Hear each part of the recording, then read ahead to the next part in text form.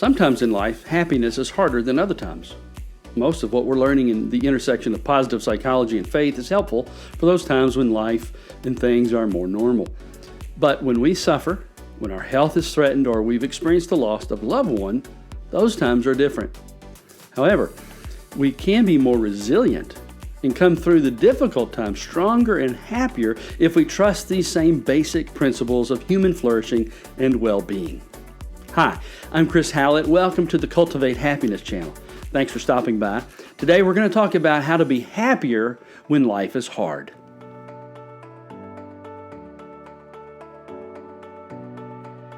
The philosopher Aristotle, who in many ways got this whole happiness ball rolling, said that tragedy and loss will wreck a person's happiness and they can never recover. Or at the very least, they'll find it extremely difficult to do so. While this is certainly a possibility, it's truly not a necessity. Aristotle helped us realize that all people strive for happiness, and he has a lot of good things to say about virtues, but he's certainly not the be-all and end-all ultimate happiness authority. Later developments on both of these fronts, the happiness drive and the virtues, are much more enlightening and helpful, especially in the modern world. So, when sadness strikes, especially the sadness that accompanies serious loss, we can recover and even grow stronger through those difficult times. What can you do when you're dealing with loss? Loss can be overwhelming. Grief can consume us. It might be the loss of a loved one, the loss of a job, or the loss of freedom. So many people are suffering loss because of the pandemic. The psychological toll of the shutdowns and economic challenges has been high.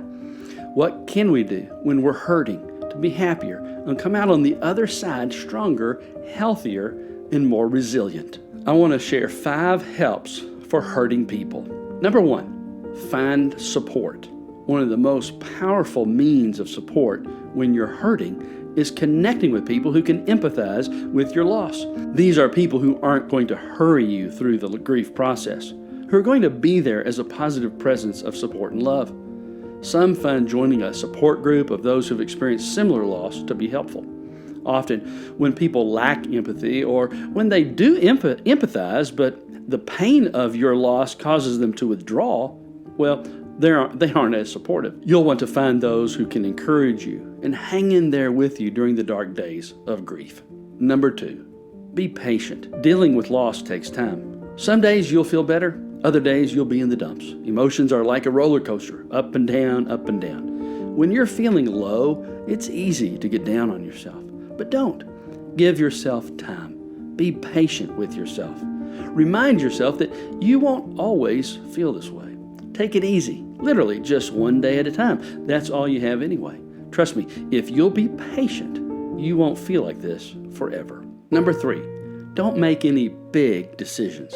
This can be particularly challenging when working through the loss of a spouse, because so much has radically changed, and there are decisions about the estate that can affect your life and the lives of others in meaningful ways. But as much as possible, you'll want to delay major decisions like moving to another city or state, or deciding to quit a job, etc. These decisions may feel easy and good now, but they can impact your happiness if it's not what will serve you best in the long run.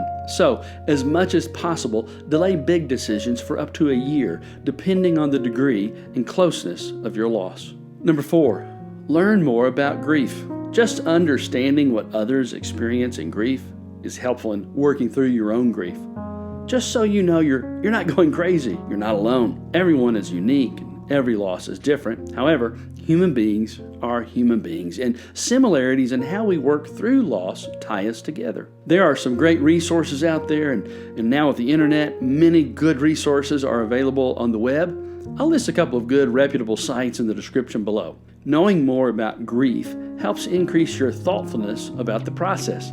Helps you realize that much of what you feel, most likely most of what you feel, is normal and takes time to process. Number 5, turn to the Lord. For many of us, when sorrow strikes, our first question is why? Why this? Why now? Why me? And with that question can come, why did God allow this to happen? It's normal and natural to ask that question. It's a question worth exploring, but it goes beyond the scope of this video today. Suffice it to say that like many aspects of grief, this is another one of those near universal experiences. Everyone asks, why me? It might, however, be the wrong question. Instead of being surprised by pain and loss, we might reflect on the fact that there is much pain and loss in the world, and there's really no reason to believe I would be immune from it. Even Jesus himself dealt with the pain of loss. At the grave of his dear friend Lazarus, he wept. Jesus is a person who understands grief. We read about it in Isaiah 53. He was despised and rejected by men, a man of sorrows and acquainted with grief. And as one from whom men hide their faces, he was despised, and we esteemed him not. Surely he has borne our griefs and carried our sorrows. Yet we esteemed him stricken, smitten by God, and afflicted. But he was pierced for our transgressions. He was crushed for our iniquities. Upon him was the chastisement that brought us peace, and with his wounds we are healed. You're not alone in your grief and pain. No, Jesus Christ, the Son of the living God, enters your pain with you. And through his suffering and death on the cross, your misery and pain can find relief and hope. He suffered, yet he has risen. He is alive. Death doesn't get the last word. Life and love wins in the end. Turn to the Lord. Give him your burden. Take from him his healing and peace. God's not surprised at our sorrow and suffering, and he's made provision for healing. He wants to walk with you through your grief and loss and help you come out on the other end, healed and hopeful. The loss never goes away. The scars of woundedness will always remain. Even Jesus bears the scars of his crucifixion in heaven. The good news, though, is that the healing presence of God can define the rest of your life and enable you to bless and encourage others.